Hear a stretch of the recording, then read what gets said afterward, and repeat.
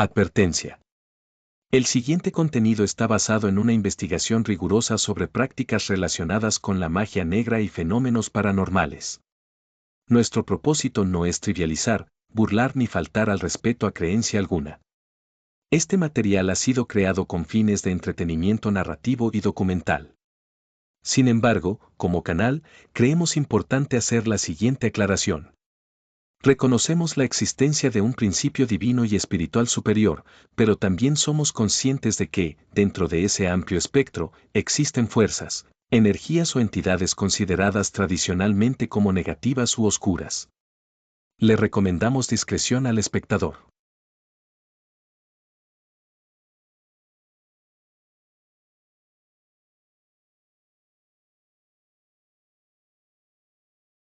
La ciudad respiraba con ese pulso húmedo y cansado de finales de septiembre.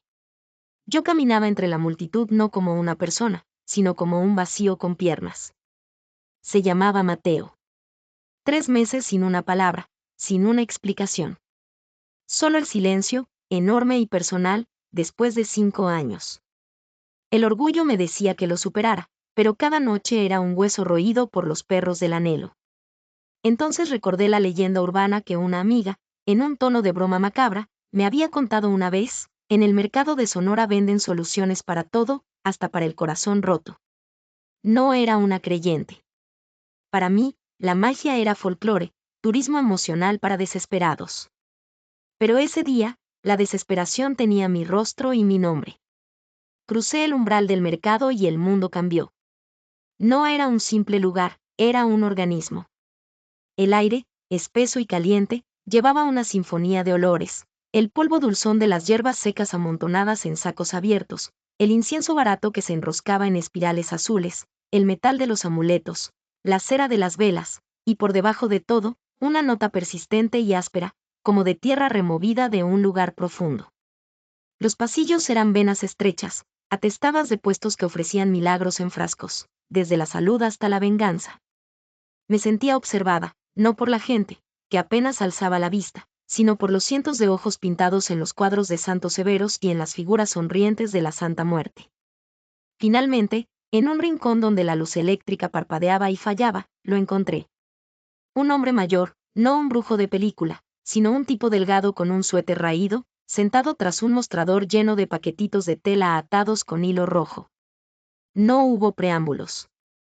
¿Para atraer o para atar?, preguntó. Su voz era un susurro ronco que cortaba el rumor del mercado. Para que regrese, contesté, avergonzada incluso ante mis propios oídos. Para que no pueda estar lejos de mí. Para que su voluntad sea complementaria a la mía. Él asintió. Sus manos, surcadas de venas oscuras y manchas de edad, se movieron con una precisión inquietante. Sin mirar a ningún lado en particular, comenzó a reunir elementos de distintos cajones. Un puñado de hierbas que reconocí por el olor, ruda y albahaca, pero otras eran extrañas, de hojas retorcidas y color pardo. Cortó un mechón de un hilo negro enmarañado. De un frasco aceitoso sacó 2 clavos pequeños, oxidados. Lo más perturbador fue cuando sacó un sobre de papel crafty. Con una pinza, extrajo algo que parecía un trozo de pergamino o piel seca, del tamaño de una uña. Necesito algo suyo y algo tuyo, dijo. Le di un viejo ticket de cine que guardaba en mi cartera, donde las 2 firmas, la suya y la mía, se superponían en el dorso. Él lo enrolló junto al fragmento de piel. Luego extendió su mano, expectante. Dudé, pero al final le di un mechón de mi pelo que arranqué con un tirón rápido. Lo envolvió todo, junto con las hierbas y los clavos, en un cuadro de tela negra áspera. Ató el paquetito con un hilo rojo, haciendo 7 nudos complejos.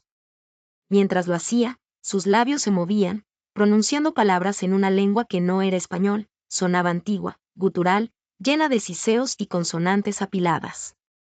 No era un canto, era una instrucción, un mandato dirigido al aire. Me entregó el paquete. Era sorprendentemente pesado y frío. Debe dormir con esto bajo la almohada. Durante 7 ciclos de la luna, desde la próxima llena. Cada noche, antes de dormir, debe decir su nombre 3 veces y pensar en él con firmeza. No con amor de novela, señorita. Con la firmeza con la que se clava un clavo en la madera, ¿entiende? Asentí, atontada. Pagué con billetes que sentí sucios en mis manos. Al salir del puesto, una sensación violenta me atravesó, no era paz ni esperanza. Era un escalofrío profundo, visceral, como si hubiera tragado un trozo de hielo que ahora se alojaba justo debajo del esternón.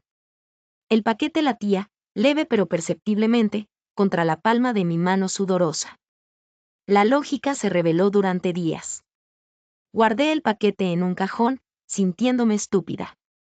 Pero la obsesión, ese monstruo que ya habitaba en mí, ganó. La noche de la primera luna llena, lo coloqué bajo mi almohada. Dije su nombre 3 veces, con rabia, con necesidad, Mateo. Mateo. Mateo. Pensé en su sonrisa, sí, pero sobre todo pensé en su ausencia. En el vacío que dejó. Quería que ese vacío se llenara, cueste lo que cueste. Los primeros días, nada. Luego, una semana después, recibí un mensaje. Era él. Un simple hola, ¿cómo estás? Mi corazón saltó, no de alegría, sino de triunfo. Funcionaba. Las respuestas se volvieron más frecuentes. Su tono, de la frialdad por ruptura, pasó a la nostalgia, luego a una curiosidad ardiente. Quería verme. Apareció en mi puerta un martes por la tarde, sin avisar. Parecía el mismo, pero no lo era. Había una urgencia en sus ojos, una fijación que antes no existía. Me abrazó tan fuerte que me dolió, y su susurro en mi oído no fue un te extrañé, sino un no pude evitar venir. Era lo que siempre quise, ¿no? Una devoción absoluta. Se mudó prácticamente al instante.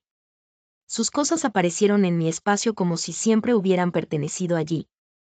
Los primeros meses fueron un éxtasis envenenado. Él era atención constante, mirada permanente, tacto perpetuo. Decía que yo era su sol, su centro, el aire en sus pulmones. Mis amigas susurraban sobre nuestro amor de película. Pero en la intimidad de las madrugadas, cuando su respiración era profunda y yo fingía dormir, comenzaba a notar los huecos. Olvidaba detalles básicos de su propia vida, el nombre de su profesor favorito de la universidad, la marca de su primer coche. A veces, al mirarme, su expresión se vaciaba por una fracción de segundo, como si detrás de sus ojos no hubiera nadie, solo un motor buscando la siguiente instrucción. El deterioro fue lento, pero implacable. Su piel, siempre oliva y cálida, empezó a palidecer, a tomar un tono cetrino, como de cera vieja. Perdió peso, pero no de una forma saludable, era como si se estuviera desinflando, y su ropa comenzó a colgar de sus hombros. Lo peor eran sus manos. Las amaba, eran fuertes, de dedos largos. Ahora, las uñas se le oscurecieron, tomando un tono morado sucio, y alrededor de los nudillos la piel se agrietó, mostrando unas grietas mínimas, negras y profundas, que nunca sangraban pero emanaban un olor tenue, dulzón y nauseabundo, a flores marchitas en un jarrón con agua estancada. Se irritaba con la luz solar directa. Prefería la penumbra de la casa, con las cortinas siempre corridas. Y su hambre no era normal. Comía con una voracidad animal, pero no engordaba ni un gramo. Una noche, desperté y lo encontré en la cocina, de pie frente a la nevera abierta, la luz fría bañando su perfil demacrado. No estaba comiendo. Solo olfateaba el aire, profunda, ruidosamente, como un perro rastreando una presa. Sus hombros se tensaron y, sin volverse, dijo con una voz ronca por el desuso, huele a vacío. Todo aquí huele a vacío, menos tú. Me quedé paralizada en el pasillo. Él cerró la nevera y la oscuridad lo envolvió. Supe, con una certeza que me heló la sangre, que ya no era Mateo. O al menos, no solo. Había algo más viviendo dentro de la cáscara que mi hechizo había traído de vuelta. El amarre no había recuperado su amor, había traído algo que usaba su forma y sus recuerdos como un disfraz, y ese algo se estaba pudriendo, descomponiendo el vehículo que habitaba. Y se alimentaba de mí. No de mi comida, sino de mi energía, de mis emociones, de la obsesión que lo había convocado. Cada caricia suya me dejaba un poco más cansada. Cada noche de pasión me despertaba exhausta, con la sensación de haber donado litros de sangre mientras dormía. Llegó un punto en que el miedo superó a la obsesión. Tenía que acabarlo. Una noche de lluvia, con los truenos sacudiendo los cristales, me armé de valor. Él estaba sentado en el sofá, inmóvil, mirando la pared negra de la ventana. Mateo, dije, mi voz temblorosa. Esto tiene que terminar. No eres tú. Esto no es real. Te voy a pedir que te vayas. Lentamente, giró la cabeza hacia mí. El movimiento no fue humano, fue mecánico, como el de una marioneta con las cuerdas demasiado tensas. Su rostro era una máscara de cera derretida. Irme, dijo. Pero no fue su voz. Era un coro de susurros, como si decenas de personas hablaran al unísono desde el fondo de un pozo, raspando sus gargantas. No puedo irme. La puerta que abriste solo se abre hacia un lado. El hilo que ataste no se desata, se engrosa. La habitación se sumió en un frío polar. Mi aliento formó nubes en el aire. Todas las bombillas de la casa estallaron a la vez, con un chasquido seco, sumiéndonos en una oscuridad absoluta, solo rota por los relámpagos intermitentes. En esos destellos azulados, lo vi levantarse. Su silueta se alargaba, distorsionándose contra la pared. Oí un crujido húmedo, como el de huesos que se reorganizan. Corrí hacia la puerta principal, tropezando con los muebles. Mis manos, entumecidas por el pánico, encontraron el pomo. Estaba helado, como sacado de un congelador. Lo giré. No cedió. Algo lo sujetaba desde el otro lado. Golpeé la madera, gritando. Detrás de mí, los susurros se acercaban, arrastrándose por el suelo y las paredes. Eres el ancla, siseó el coro. Sin ti, me desvanezco. Pero contigo, puedo ser real. Para siempre. Sentí un agarre frío y huesudo en mi tobillo. Caí al suelo con un grito. Un dolor insoportable, un chasquido seco, atravesó mi pierna. Había torcido el pie con la caída, fracturándolo. En el destello de un relámpago, vi su rostro a centímetros del mío. Ya no tenía ojos, solo cavidades oscuras y profundas. Y sonreía. Desperté en el hospital.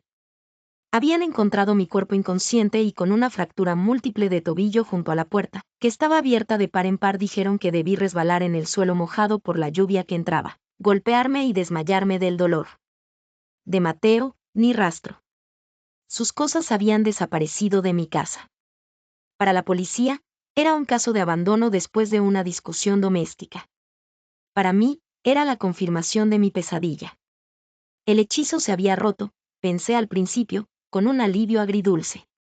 Me equivoqué. Él se había ido, pero lo otro no. La oscuridad real comenzó entonces.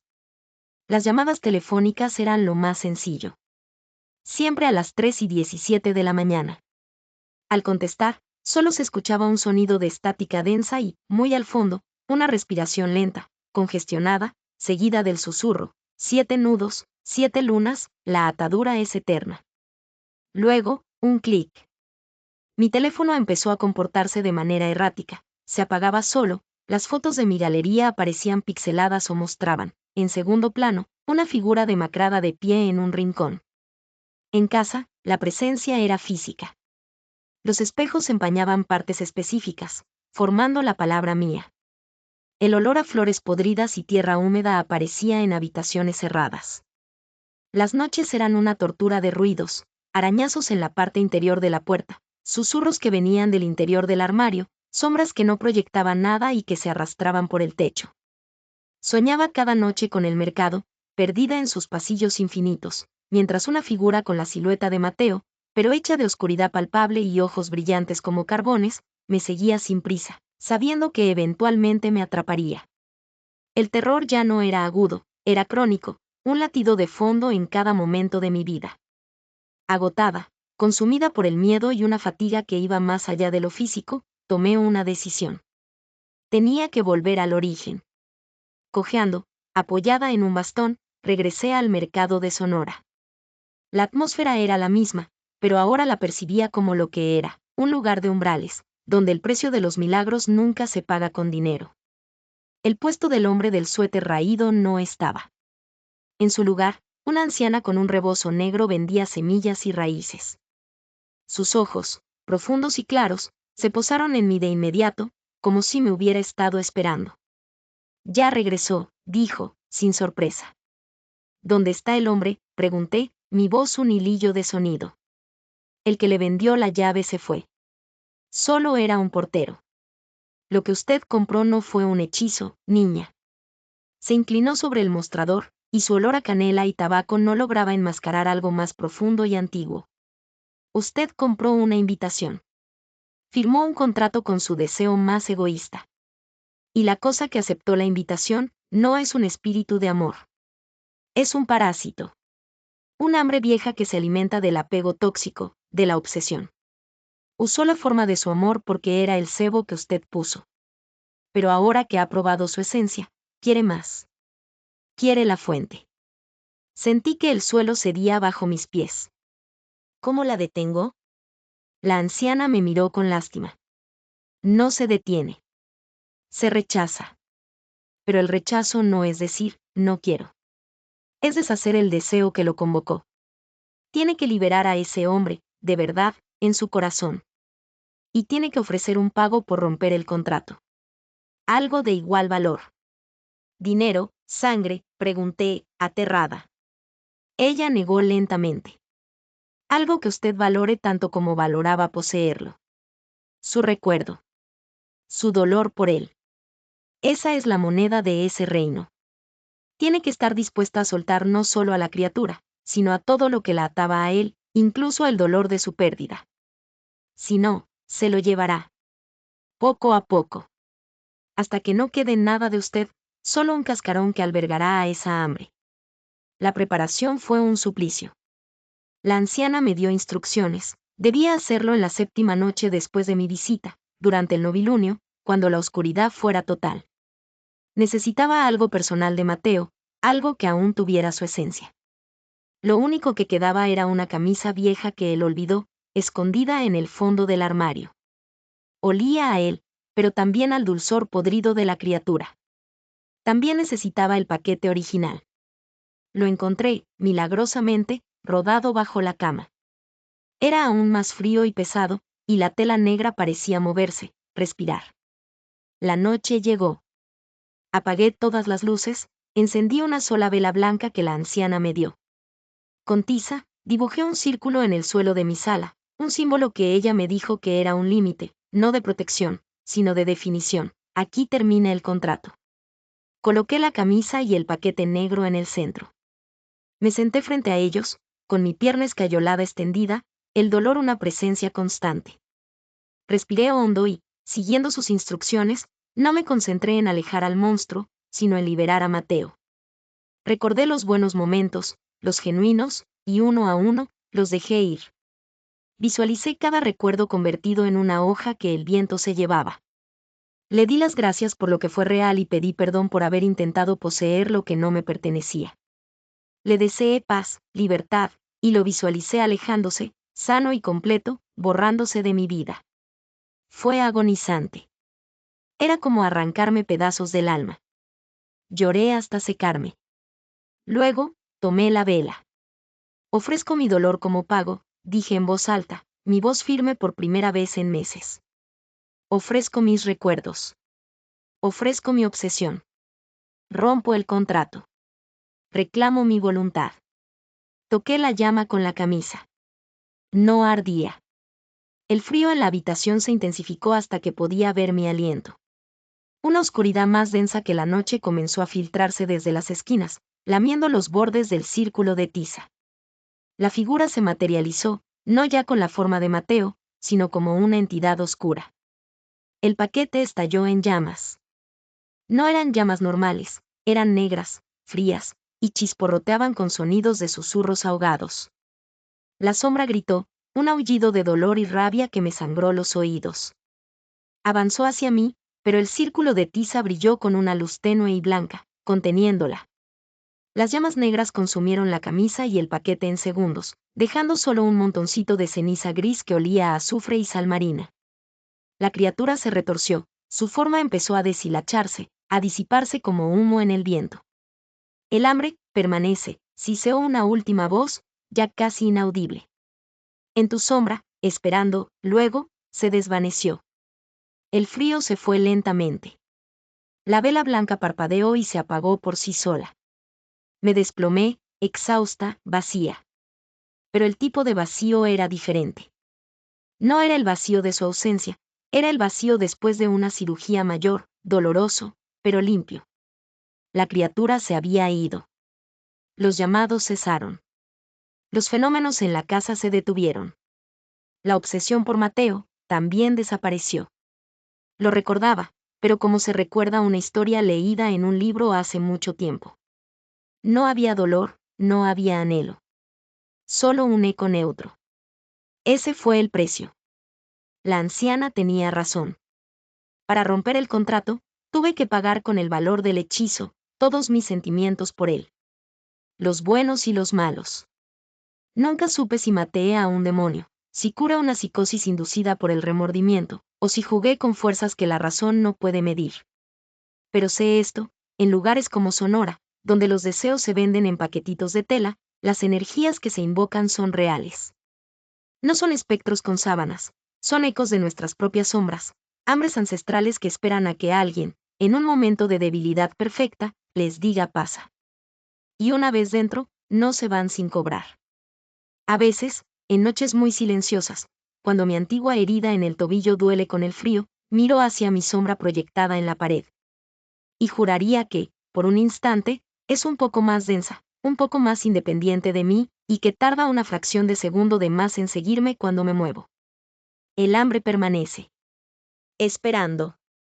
Y yo le recuerdo, cada día, que el contrato está roto. Que ya no hay bienvenida aquí. Ha llegado el final de esta historia. Si has llegado hasta aquí, en verdad te damos las gracias por acompañarnos en este viaje a través de la sombra. Tu tiempo y tu atención son el regalo más valioso para este canal. Si el video te hizo reflexionar, te generó una inquietud o simplemente te entretuvo, considera dejarnos un like. Esa pequeña acción nos ayuda enormemente a seguir creando. Nos encantaría conocer tu opinión. ¿Qué fue lo que más te impactó de esta historia? Déjanos tus pensamientos, teorías o experiencias en los comentarios. Esta comunidad se construye con tu voz. Si aún no lo has hecho, te invitamos a suscribirte y a activar la campanita. Así no te perderás nuestras próximas exploraciones en la frontera de lo inexplicable. Gracias de nuevo. Cuídate, mantente curioso y hasta la próxima historia.